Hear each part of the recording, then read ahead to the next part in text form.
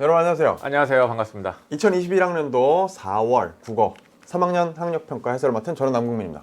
안녕하세요. 반갑습니다. 저는 김철회입니다. 네, 올해 이제 두 번째 해설 강의네요. 네, 그렇습니다. 3월에 이어서 두 번째 시험인데요. 또 시험 하루 종일 마스크 끼느라고 또 시험 보느라고 굉장히 고생했겠습니다. 네. 이게 답답한데 또 집중까지 해야 되니까 그 힘듦 뭐 말하기가 힘들죠. 네, 그리고 국어는 항상 1교시니까 또 그렇게 또 네. 여러 가지로 부담되고 힘든 시험을 네, 치렀을 거라고 맞습니다. 생각합니다. 자, 그런데 어쨌든 우리는 또 시험을 치렀고요. 결과는 또 나올 거고요. 그리고 한 번의 시험이 문제가 45문제가 각자에게 또 과제처럼 주어졌습니다. 오늘 시험 보면서 이제 이런저런 다양한 생각들을 했을 텐데요. 전체적으로 이제 세부적으로는 좀 이따 자세히 보겠습니다만 전체적으로 느낌은 학생들 어떻게 받았을 것 같으세요? 3월이랑 비슷하면서도 이제 조금 쉬운 느낌이 아마 들었을 것 같아요. 그래서 전체적으로 이제 점수대는 3월보다 살짝 올라가지 않을까 싶습니다. 네네. 네. 근데 이제 더 중요한 거는 뭐 쉽든 어렵든 간에 우리 오늘 시험 본 이것을 가지고 앞으로 내가 공부를 더 잘해 나가는 게 이제 무엇보다 중요하죠. 그렇죠. 근데 이제 저는 보면서 해마다 그런 생각이 들었어요. 4월 시험은요, 해마다 그런데 잘 보기가 좀 쉽지 않은 시험 같아요. 여러 가지로 여건들이 수험생들의 1년 사이클을 생각해 보면 4월 달 시험이 이렇게 썩 자기의 욕심만큼 성적이 잘 나오는 그런 때는 아닐 겁니다. 그래서 막 의욕적으로 공부해 왔지만 아직 결실을 거두지 못한 때이기 때문에 4월 성적에 너무 연연하지 말고 각 분야별로 어떤 출제가 이루어졌는지를 잘 봐둬야 될 것 같고요. 저는 특별히 전체적인 이 총평에 관한 이야기를 할 때 이 얘기는 꼭 하고 싶습니다. 뭐냐면 3월에 처음으로 우리가 바뀔 2022 수능 체제의 어떤 시스템들을 처음 시험을 봤었잖아요.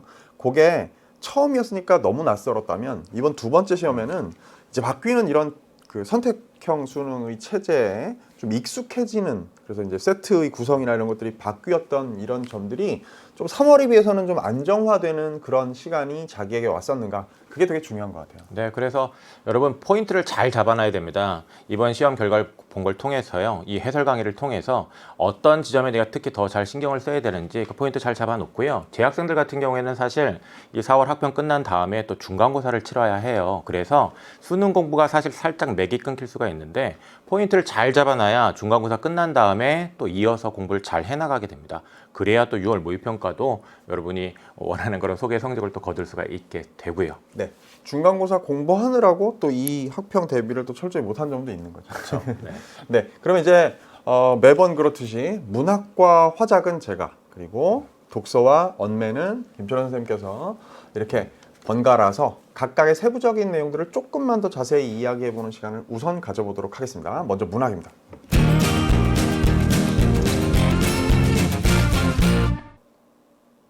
자, 늘 그렇습니다만 독서보다는 그래도 좀 편안한 문학입니다. 자, 문학은요, 지금 바뀌는 체제에서 17문제 출제된 게 이번에도 그대로 이제 적용이 돼서 2022 수능 예시문항의 체제대로 출제가 그대로 이루어졌고요. 그리고 3월 학평과 마찬가지로 지문의 구성 같은 것들이 2022 수능 예시문항을 따라서 구성이 되었다는 점, 그 점을 이제 주의해 보아야 하겠고요. 제가 처음에 좀 전에 얘기했듯이 이런 바뀌는 체제 같은 데 좀 익숙해졌는가 같은 게 굉장히 중요한 그런 시험이었다고 생각해요. 문학 역시 마찬가지입니다. 자, 문학은요, 핵심 키워드를 한번 선정해 보면 저는 이렇게 선정을 해봤는데요. 낯선 작품 평이한 지문이라고 해보았습니다. 무슨 얘기냐? 여러분, 작품 수가 이제 이런 구성을 취하게 되면서 문학이 전체적으로 과거에 비해서 작품 수 자체는 많아졌어요. 예를 들면 뭐 이번 시험의 경우에도요, 전체가 이제 현대 문학이 3편이 나온 거고요. 그리고 고전 문학의 경우에는 이제 고전 시가 지문이 6개의 작품이나 달려 있었기 때문에 산문에서 2개 복합이고, 그러다 보니까 이제 총 8개 고전 문학. 그러니까 총 합하면 작품 수로만 따지면 11개의 작품이나 출제가 된 셈입니다. 근데 이 11개의 작품 가운데 아마도 여러분들이 이전에 들어서 알고 있거나 수업 시간에 배웠거나 뭐 어떤 교재에서 공부했거나 이런 작품은 아마 거의 하나도 없었을 거예요. 그러니까 이건 굉장히 낯선 작품들로 지문이 구성됐다는 얘기죠. 그런데 너무 큰 긴장감을 느끼지 않아도 될 만한 시험이었던 것은 실제로 풀면서는요, 지문 자체는요, 작품 자체는 낯설지만 구성된 지문 자체는 그 대목을 이해하는 것은 그다지 어렵진 않았다. 뭐 현대 시의 경우에도 작품 자체는 낯설지만 그러나 상대적으로 이해하는 게 그렇게 과히 어려운 작품들은 아니었다. 물론 선생님 전 지문 이해하는 거 어려웠어요. 이런 사람들 물론 있겠지만요. 객관적으로 다른 때의 시험들과 견주어 볼 때는 그렇다는 말씀입니다. 자, 그래서 지문 구성 자체는 그다지 어렵진 않았기 때문에 낯선 작품을 읽어낼 수 있는 능력이 자기한테 있는가 같은 것들을 시험해 볼 수 있는 아주 좋은 케이스였다고 생각해요. 여러분들이 만약에 그것에 성공하지 못했다면 끝난 다음에 분석하는 이 시간에 말이에요. 저와 함께 작품을 읽어가면서 지문들을 읽어가면서 요게 요런 요소가 어떻게 해석에 기여하는지 같은 것들을 함께 연습하는 계기로 삼았으면 좋겠다 이런 생각이 들었습니다. 그리고 문제에 관해서는요. 물론 아주 초고난도의 문제, 엄청나게 어려운 문제가 나왔다고 볼 수는 없을 텐데 그래도 한두 문제 정도, 많은 사람에게는 서너 문제 정도는 꽤 유의미한 함정, 매력적인 함정 같은 것들을 파놓아서 그 함정들을 이렇게 헤쳐가야 될 필요가 있는 그런 시험이었습니다. 자세한 그 문항, 18번 문제를 비롯한 몇 개의 문제에 관해서는요. 이따 함께 우리 문제를 풀면서 지문과 문제에 대한 해설을 통해서 자세히 이 함정 헤쳐나가야 되는 방법 같은 것들을 익혀보는 시간을 가져보도록 하죠. 자, 이어서 독서입니다.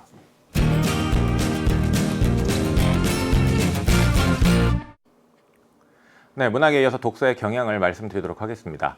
자, 독서의 세 세트가 이제 출제가 됐습니다. 6문항, 6문항, 5문항짜리 세트였고요.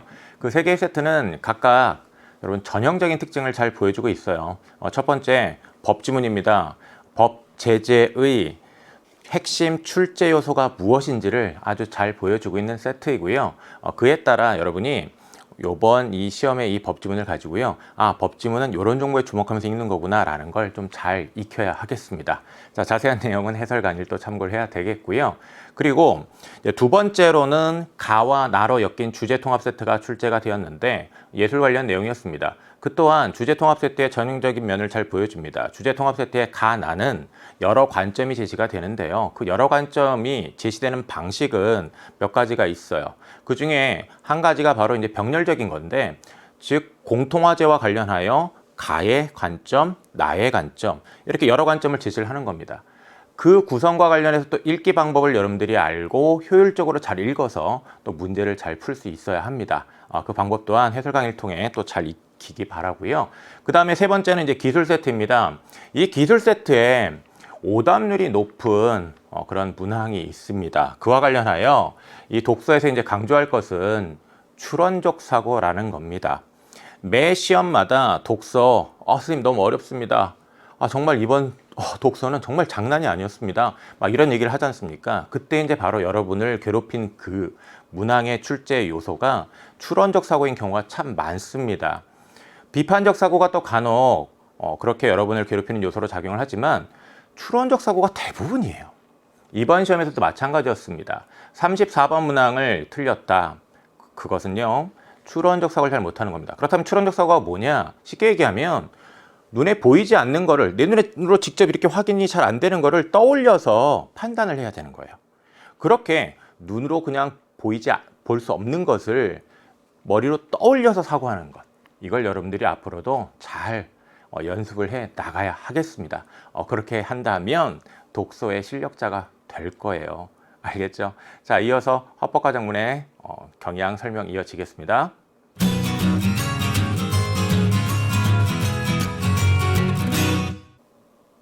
네, 화작입니다.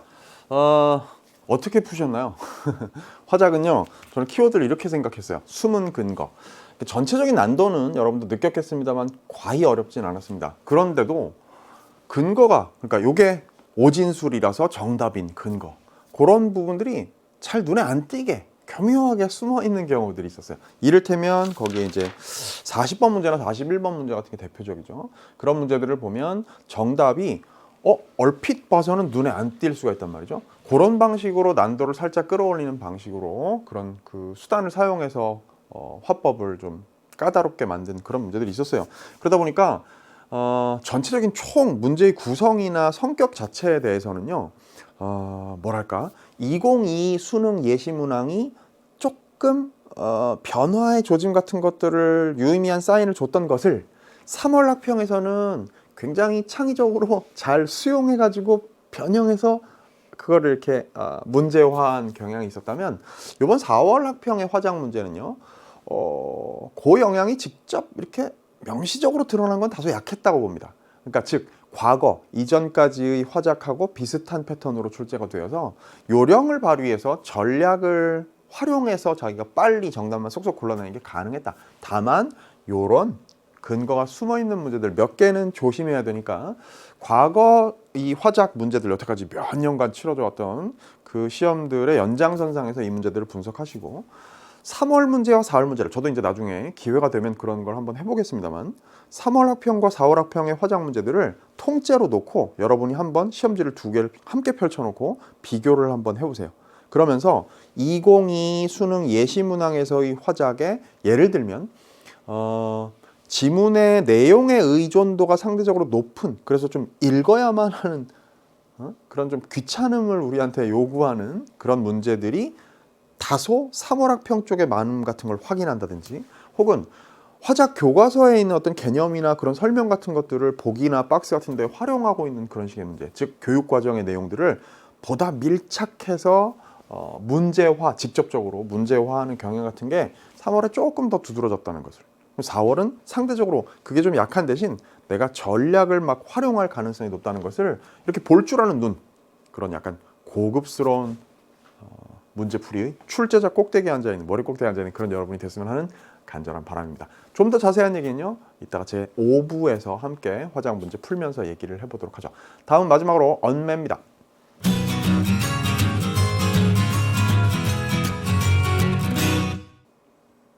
네, 언어와 매체 설명을 이어가도록 하겠습니다.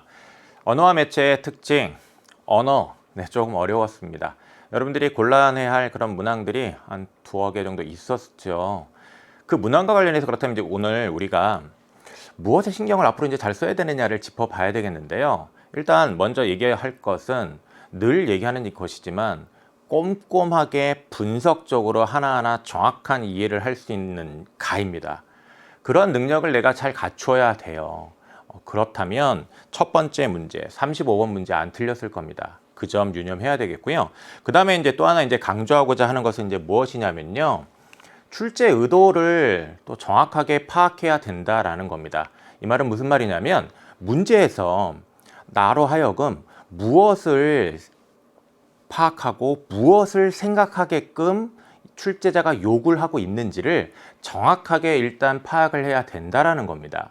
37번 문항을 틀린 학생들이 많을 것 같습니다. 그 문항을 틀린 이유, 의문 변동 현상에 대해서 공부를 안 해서 틀렸느냐 그렇다고 생각하지 않아요. 의문 변동 현상에 대해서 여러분은 정말 많은 사례를 가지고 많은 공부를 했을 겁니다. 그럼에도 불구하고 왜 틀렸느냐? 일단 문항에서 출제자가 무엇을 묻고 있는지를 정확하게 파악하지 않았을 가능성이 큰 겁니다. 그 점 고려해서 내가 그 문항과 관련해서 수행해야 하는 사고를 하나하나 정확하게 단계적으로 수행을 했는지를 짚어보시고요. 그런 연습을 해야 수능에서도 절대로 실수하지 않습니다.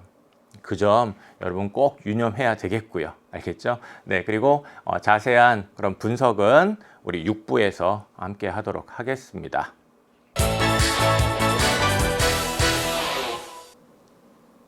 국어 등급업 지금부터 시작이다. 좋은 말이네요. 그렇죠.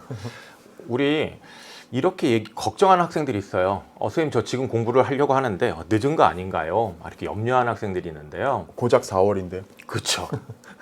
그 공부를 열심히 하면요. 제가 이제 학생들한테 많이 하는 얘기인데 공부를 열심히 하면 성적이 이렇게 꾸준히 계속 올라가면 얼마나 좋겠습니까? 그죠? 근데 그게 아니고 마치 토마스 쿤의 과학혁명의 구조에서처럼 이렇게 점프 이렇게 올라가요. 그러니까 열심히 공부하면 쭉 변동이 없는 것 같다가 어느 순간 점프하는 때가 옵니다. 그걸 등급업이라고 하는 거예요. 그렇죠. 그리고요. 여러분 이걸 생각해야 돼요. 개구리가요. 정말 멀리 뛰려면요. 일단 어떤 자세부터 취하냐면 움츠립니다. 움츠려요. 움츠렸다가 있는 힘을 모아서 멀리 점프하는 거, 높이 점프하는 거거든요. 혹시 이번 시험은 살짝 못 봤다? 움츠린 거라고 생각하세요. 이때 힘을 모으시면 돼요. 다음번 시험에는 멀리 뛰는 겁니다. 네. 자, 우리 간단하게 살펴본 각 분야별 경향에 대해서는요. 1부부터 6부까지 진행을 하면서 1, 2부의 문학, 그다음에 3, 4부의 네. 3, 4부요? 아, 독서죠. 5부에 화작? 6부에? 아, 잠깐요. 저의 임무 역할을 잠깐 까먹는데 언어 매체죠. 언매. 그렇죠.